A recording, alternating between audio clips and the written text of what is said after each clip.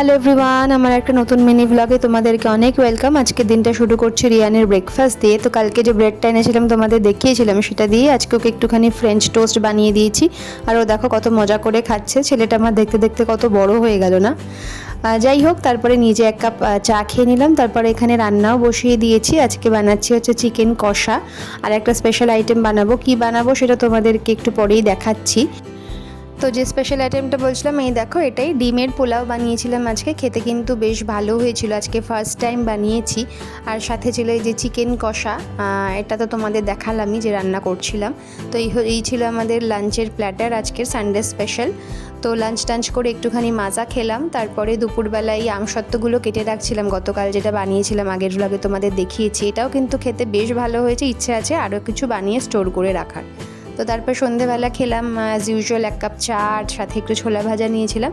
আর রিয়ান এখানে ওর এক দিদির সাথে খেলা করছিল। তারপর ওরা চলে যাওয়ার পর রিয়ানকে খাইয়ে দাইয়ে নিয়ে নিজেরাও ডিনার করে নিলাম। আজকের দিনটা এভাবেই শেষ হলো। Thanks for watching.